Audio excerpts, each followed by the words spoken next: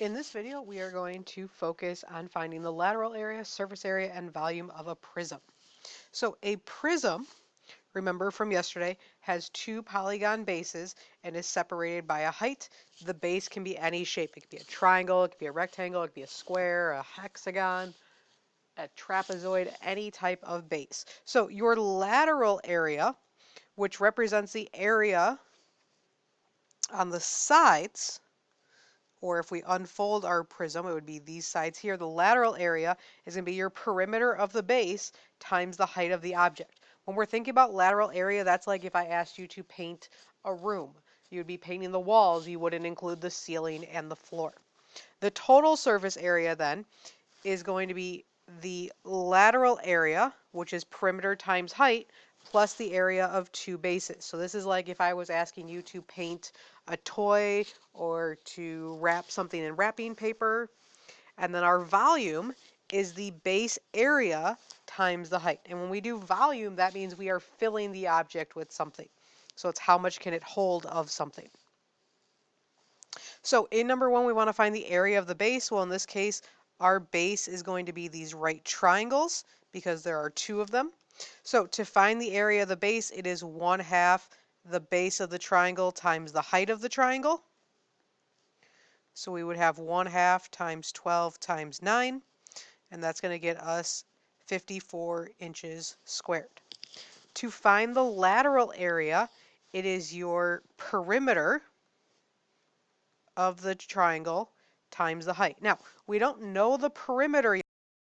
Our third side. So we're going to do Pythagorean theorem to get that third side. X squared equals 9 squared plus 12 squared. So we get x squared equals 225. X is 15.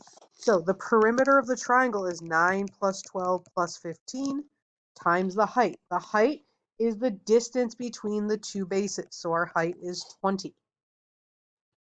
So we would get 36 times 20, which is going to be 720 inches squared for our lateral area.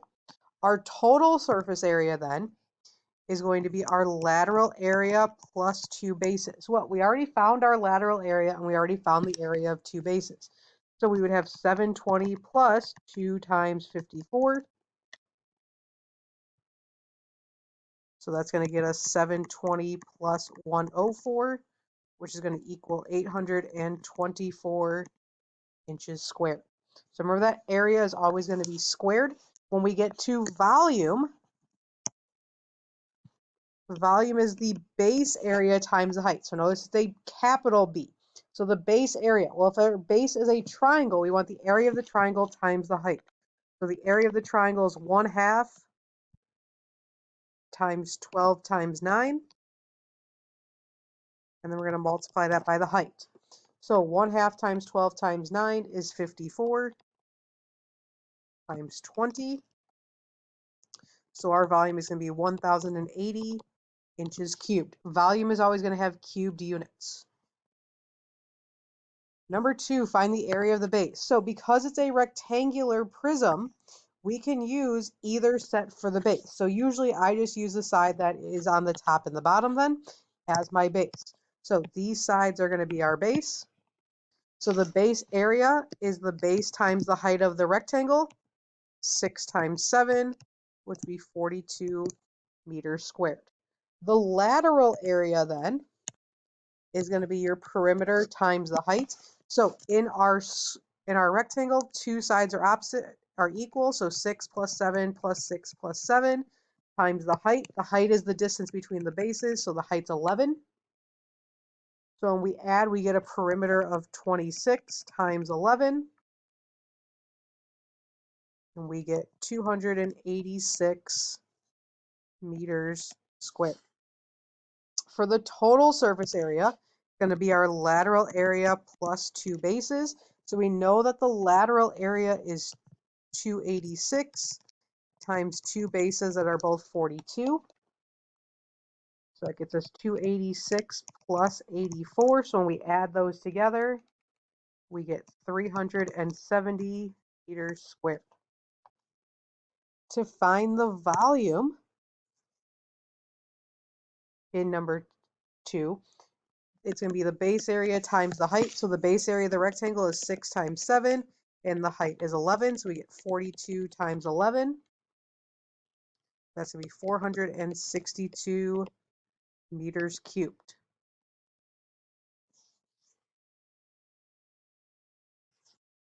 Number 3, we want to find the hexagon. So we can draw our triangle in that splits that side into 3 and 3.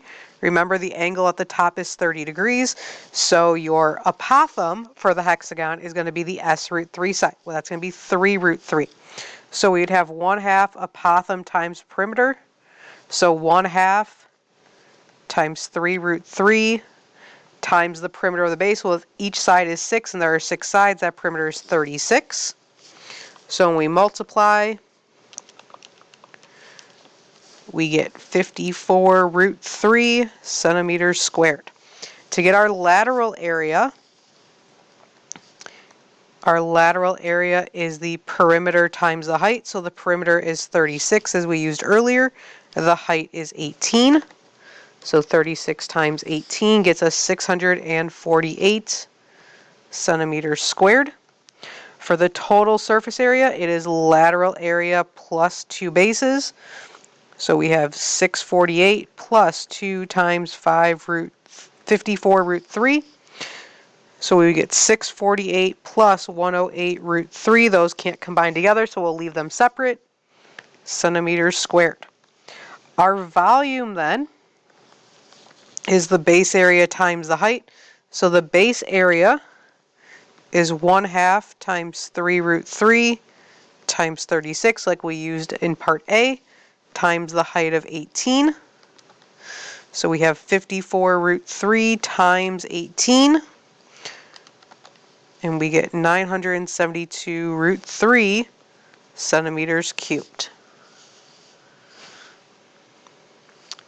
In number 4, what is the volume of a prism with a base area of 120 feet squared and the height of 7? So remember that the volume is equal to base area times the height. We already have our base area and our height, so we're just substituting into our equation. So 120 times 7 would get us 840 feet cubed. In number 5, your teacher needs to paint the walls of her classroom. The rectangle room is 40 feet by 22 feet. The walls are 10 feet high. If a gallon of paint covers 400 feet square feet, how many gallons of paint will she need? So we have our base of our room. That's going to be 40 by 22. And our height, if we were to draw the walls kind of in here, is going to have a height of 10. We want to paint only the walls. So we want to paint these side parts over here. We want to leave the base, which is the floor, and we want to leave the ceiling alone. So this is going to be your lateral area, which is perimeter times the height. So the perimeter is 40 plus 22 plus 40 plus 22 times the height of 10. So when we add our sides together to get our perimeter, we get 124 times 10, which is 1,040 feet squared. So to figure out how many gallons of paint we need, we're going to take the area and divide by the coverage. So when we take the area and divide, we get 3.1. We can't order part of a gallon, so you have to round up, so you would need 4 gallons. Number 6, your sister got a fancy aquarium for her birthday. It is shaped as a hexagonal prism. The hex of the aquarium is 60 inches and the height is 15. Be forceful with water. How much water will she use? So if we know our perimeter, that means that each side of the hexagon is going to be 10. So we can draw in our triangle that splits that side of 10 into 5 and 5. We have our 30-degree angle. So we can get our apothem for the base area. So if this side is 5, that's our S side. So our S root 3 side is going to be 5 root 3. So to get the volume, we would do the base area times the height. Well, the base area is 1/2 times 5 root 3 times 60. times the height of 15. So when we multiply that, we get 2,250 root 3 inches cubed. But we don't want to fill the water the whole way because we want to have room for the rocks and the fish and the little plastic plants to go in there. So we are going to multiply this by 3/4. So to figure out how much water we need, we're going to do 3/4 times the volume.